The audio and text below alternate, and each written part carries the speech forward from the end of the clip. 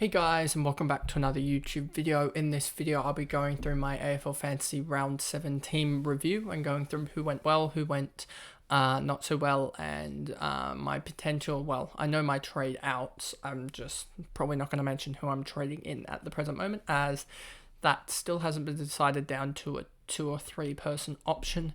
I just need to filter out how, if there's anyone from the Brisbane versus Carlton game that I want to get, but I don't think there is, as Carlton is around 15 bye, and Brisbane, there's no good.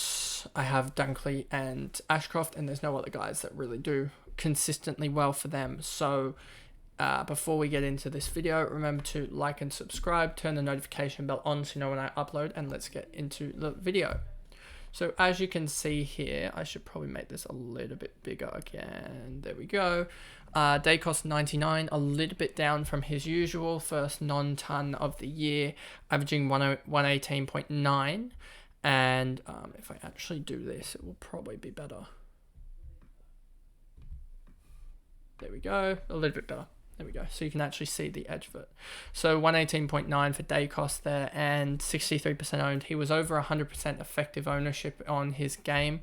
So just needed to him to not go ballistic. And that's a pretty good score from him to not go ballistic, but not have a really terrible score and screw up his break even though it doesn't really matter for day cost, as you're going to keep him this throughout the year, averaging 118, even if he cops a couple tags, because he's just too valuable. Stewart here, 87 average now, 116 on the day. Huge, and yeah, just did exactly what you'd expect from him. 12 marks, 24 kicks, 2 handballs, really good ratio there, and only 1 tackle. So 113 is huge from him, and he probably has the ability GMHBA Stadium against Adelaide, that's going to be a tough game for him to score just due to the fast pace of Adelaide, unless he really tries to slow it down, which they could do. And then Richmond again at the MCG is really good scoring, and then he has Freo, should be good scoring, GWS should be good scoring, and Western Bulldogs could be interesting depending on how Western Bulldogs play, because both these teams could just decide to keep it around the back, and then he heads into his favourable by round 13. Will Day, 100-pointer, again, a huge performance from him, 12-18, so a pretty bad ratio, one of his worst of the whole year. But 5 marks and 2 tackles, again, one of his worst.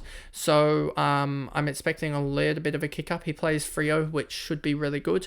Freo do have a strong midfield of Darcy, Brayshaw and Sarong, and some supplement people.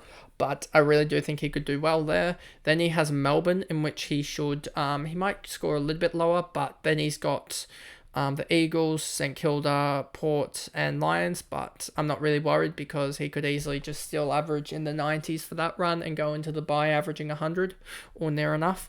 And then this guy, Liam Duggan, has somehow stuck in my team this whole time, as injury concerns and stuff like that has occurred, and he's not doing too bad. He's not really losing value, but in the last 3 he's averaging 93. And yeah, he's doing pretty good. 96 against Carlton and 81 against Port was kind of disappointing. Thought he could have easily gotten a 90, 95 there. Plays Richmond, Suns, Hawks, Bombers, Collingwood and Adelaide into his bye. So I'm really looking forward to potentially trading him out around in the round 13 bye week, as I can convert him onto another player from a round 12 bye team, and really look, as I think by then you'll see Neil and other players start to pick it up as the season progresses, and we'll get more data on how that system works in there, as well as we could be looking at getting some Freo guys in, such as Hayden Young could be picking up form, or we could be looking at Brayshaw off of Duggan.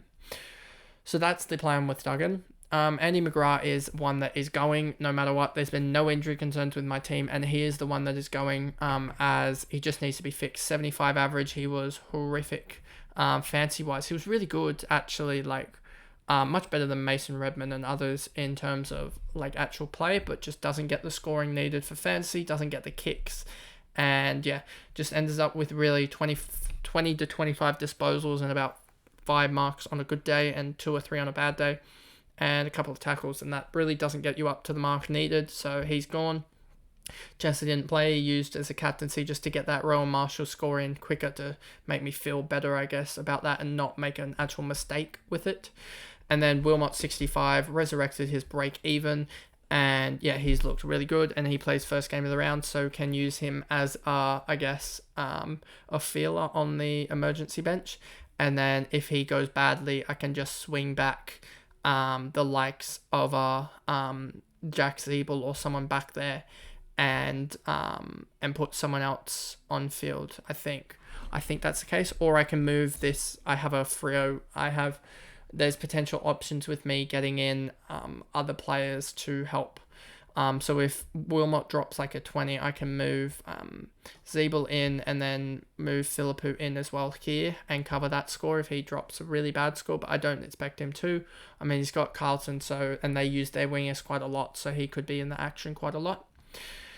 And then Cowan didn't play, and I don't expect him to play anytime soon, as it looks like Sincotta and Kemp have taken up those two iffy backline spots, and Doherty and Sada back, so looks like he won't get a game anytime soon. Then we come on to a lot of the scoring in this half, as it was my backline that sort of let me down this week.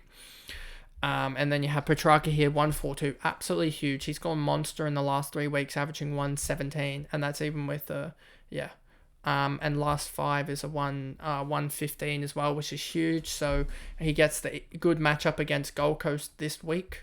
Was Duggan? Oh, Duggan was Richmond, then Gold Coast. That's what it was. So Petrarca gets Gold Coast, Hawks, Port. Isn't that similar to this schedule? No. So Petrarca gets this run into the bye, which is Gold Coast, Hawks, then Port. I'm pretty sure Port's really good for midfielders, I want to say, but could be wrong on that. And then Freo should be good for him. Carlton, although they keep it off, the midfielders seem to score well against them. And then Collingwood is a tough game, but Petrarca is Petrarca and could easily get 30-2 against them no matter what. As Collingwood, I think it's something like Collingwood seem to give up. Is it Collingwood that give up good scores to their midfield? I'll have to check that. And I'll get that back in the round 8 preview for you guys. And then Bont had a little bit of a down game. Yeah, disappointing, as he was a number 1 trade target for a lot of people coming off of 3 tons in a row. But if you look at his last 3, still averaging 113, and last 5 still averaging 108, that's really top quality for a midfielder. And yeah, I think he bounces back against GWS. I mean, he has GWS, Carlton, Adelaide, Gold Coast, Geelong, Port, and then North in the bye. That could be a huge round to get some. Well, not to get some Bulldogs guys in, but to have your Bulldogs guys that you've already got in so far and hold them for this game here and trade them out in the bye week. And then next up here, we've got Tom Green, went huge against the Swans. The Swans just don't have enough height to stop guys like this. 31 touches, 2 marks, and 13 tackles. Absolutely huge, a 136. Puts his average up to 112, and he's one of the leading players in the comp at 22 years old, so he's one for the future as well that could easily average 115, 120 in the future.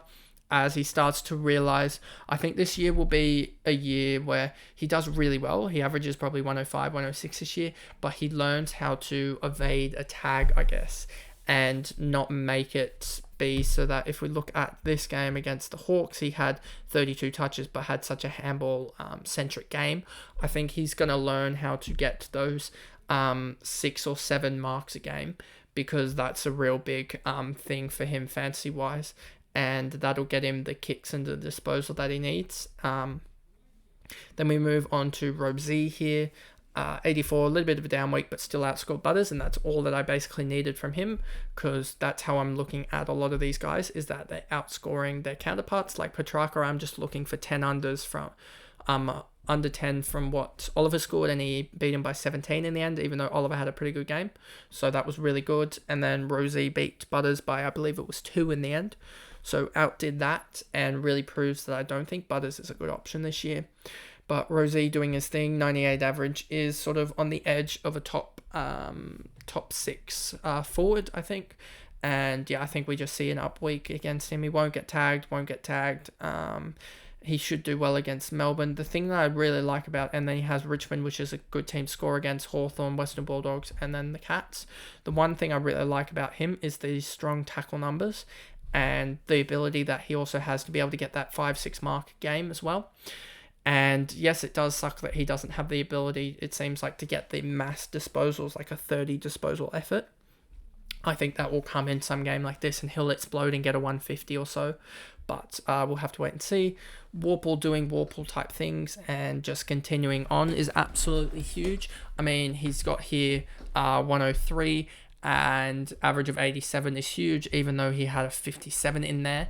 So I'm really happy with how he's progressing. And yes, he has Freo, should be a good game for him. Melbourne is going to be a tough game, but because of his high tackle numbers, I think it's high, yeah, 7 6s, so he should probably get 3 or 4, at least 4 or 5 tackles against Melbourne, and 20 odd disposals should get him close to 80 odd. And then he's got West Coast, which should be a good game. St Kilda, he could do well, but I don't know about that. And then he's got Port Brisbane. Ashcroft doing Ashcroft things as well. He's just been amazing this year. 81 average as a rookie, only second to Sheasel, because Sheasel's in the back line. I mean, this guy's getting hardball gets and scoring goals of the year at, was he 18? So yeah, he looks really, really good. And I mean, he's got the Carlton matchup this week, but then he's got Bombers, Suns, Crows leading into that round 12 bye. So he's a guy that we might trade out at the bye if I can get the rookies right. But I don't know necessarily, because I might be trading out the big guns in terms of some of the other guys. But we'll see. I'll figure that out probably round 11, round 10, 11, 12. Jimby here, he's a guy that's got to go. Been down for the last 5 weeks basically. I mean, his last 5 average is 57, only helped up by an 80. If you take that 80 out, his last 4 average is close to 50 basically. Yeah, as you can see here, 48, 43, 62, 50. That's just not good enough for the price that he's at. And I think with a rookie off-field as well, I think I could get him up. So these two going up with the cash that I had in hand, I had 110,000. I could get a guy who's got a good role change as well as another defender like 800k or so, I think. Or I could go for 2 mid prices. I mean, some options I've had Brayshaw and Fiorini and someone else. Even the likes of Kemp and McPherson, or Aikens and someone bigger like that, as Aikens would allow me to have, I think, something like Aikens is 380k, so that would allow me to have, I think it's something like 850k, which would almost allow me to get Sinclair as well, which would be interesting. I think that would, but I just need to see. These decisions will probably, I'll get a clearer picture tomorrow night when teams come out and see who holds out of those mid prices. I expect most to hold after their weeks, but we'll see. Sincotter's doing what I needed from him, and he could easily have he's the type of guy that I see here having potentially five tackles, 5 marks, which gets him already 35 points. And then just getting 40 points or so through disposals, and that's all that you really need from him. Getting 70s week on week will shoot him up to 500k really quickly, and that's all that we need. Ollie Hollands, having him off field was kind of a brain fade for me, cost me probably 16 points, and that's probably maybe 500 ranks or so, I reckon. And that's pretty disappointing. That probably takes my tally up to around 300, 400 points off of mistakes with emergencies and captaincy, which would probably put me in the top 5 or so thousand with that. But, I mean, most people have those types of mistakes as well. So having Ollie Hollands, yep, I did have him on the bench, but he's gaining cash quickly, and he'll be on field this week with all of it, as there's no good rookie options to play ahead of him, and he needs to play, as I'd much rather prefer him over the likes of Seamus Mitchell at the moment. Then Ulan didn't play. Then we move on to Marshall here. Huge game from him. I mean, nothing much more needs to be said. He had 10 tackles, which is huge. 6 marks as well. 28 hit-outs, so around his hit-outs as well. The fact that he had 31 points out of 130 points out of just, well, even if you look here, 129 points from tackles, marks, handballs, and kicks. Like, the fact that he got 19 kicks in was great in itself, and almost is good enough for most players. And 10 tackles really helped as well. He got 58 points out of tackles and marks, was huge. And he has North Melbourne, which he should smash that matchup. Then he's got the Crows, Giants, and Hawks, which are all, I think, probably favourable matchups. I mean, we did see English drop a stinker against the Hawks. I mean, a stinker 99, which we'll talk about. But I think those are really good matchups. And then he has Hickey after the bye. And yeah, those two are the guys that I'm going to be keeping as those two rucks, as they have really good buys as well.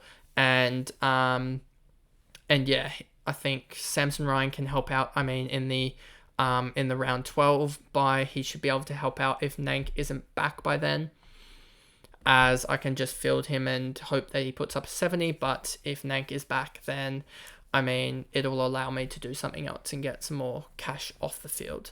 I mean, off the bench and onto the field. Then we move, Samson Ryan, 73, huge effort from him, getting his break even to -1 and just getting that cash gen really rolling again. Josh Dunkley here, 115, huge effort, was struggling to get to 100, but then had a lot of marks at the end, some +6s to get there, 7 and 8. So we do probably need to see him get some more disposals, and that's going to be pretty tough in the Lions midfield. But he has Carlton this week and Essendon, Gold Coast, so hopefully he can keep up the tackles. That can really help him balloon his score up. Timmy Taranto, another huge game from him. He's getting the vice captaincy this week as he hasn't dropped below a 108. And yeah, he has a good matchup in West Coast, which he could easily do some big damage. So he's got to be a VC option. And yeah, so 126, huge from him. Then you got Errol Goulden, a 116 from him. Huge effort from him as well. Just getting the amount of disposals up, 11 disposals, basically 22 free points from last week, as well as not giving away these 4 free kicks really helped. Those 4 free kicks have amounted to him going from a 90, basically 95 down to a 93 average, those 4 free kicks against that he conceded. So if you can limit that, then he's probably, I reckon he's still a 100 scorer. It's just a problem that he's been chucked around a little bit with the injuries, etc. And I really like his game on the wing rather than on the in the guts of it.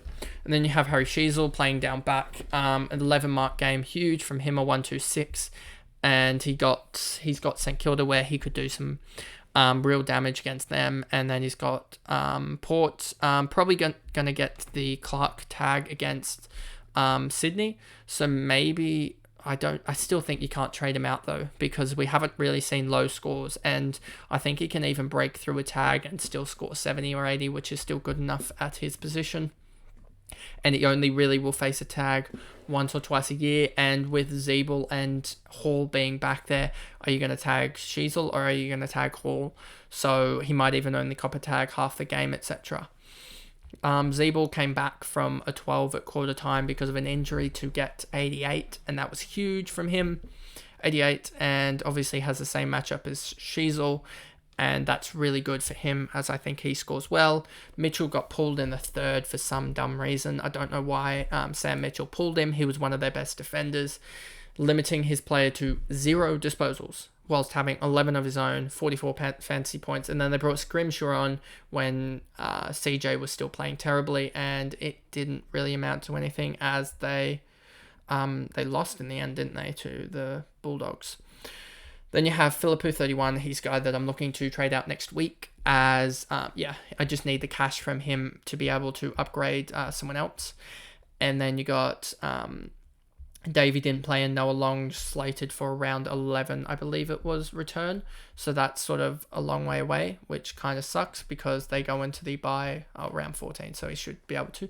But we'll see with him how he progresses. I wouldn't be surprised if he returns round 10 or so. I think he's still a week or so away at least. I mean, they said 3, but who knows with the West Coast medicos. Then you have the trades for the week were really positive. Cameron Minty didn't play, and neither did Mackenzie, even though Mackenzie looks in line for a recall. And Cameron Minty, I think, still has another game, is it? He's got 2 out, yeah. So he still has another game off. And we brought in Sincotta, who made 63k, and Will Day, who made 41k. So in the end, If you look at my team value, it went up, I believe, 600, 700k, depending on some other things. Actually, if you look at it, now it's at roughly 19.2. So it went up another 600k, which is really good considering a lot of these rookies are starting to cash hit the max out for them. So it's about getting those guys to potentially risky options in Fiorini, etc. I mean, I think Fiorini's the guy that I have in at the moment. Is that the play that I'm going for? What is the play? Oh yeah, I have Noah Anderson right now at the moment. These are the trades that I have at the moment showing you guys, but these probably won't be final as Wormer potentially won't play. And Noah Anderson, I don't know if I really want him, as I do think my buy structure is relatively intact at the moment. So I think I can go Sinclair here, or go with my initial trade of Fiorini and Brayshaw. But there's probably 6 or 7 guys that I'm looking at and will be decided upon when team selections come out. So there we go. So that's my AFL Fantasy team review for round 7. 2368 I ended up scoring, and ended up going up, what was it in the end, 5,000. It'll be on the thumbnail. It was like 5,000 something. I can check here. It was in the end 5,824 rank rise, and hoping for another big one again. I mean, we've gone from, what were we at the end of round 2, 50,548 to now being 15,465, and we seem to only be losing 50 or so points to the round winners. And so I could go with a very, very similar team to what most people have and get Dawson. That could be an option. Or I could go with and sort of get those big potential cash cows in Fiorini and take a punt on Brayshaw doing well, because he seems to get more, he's linked to CBAs, and he's could be, when Salem comes back, get more CBAs, and that could see his scoring increase back to 2022 levels. So that's the video, and I'll see you guys in another video. Thanks, guys. Goodbye.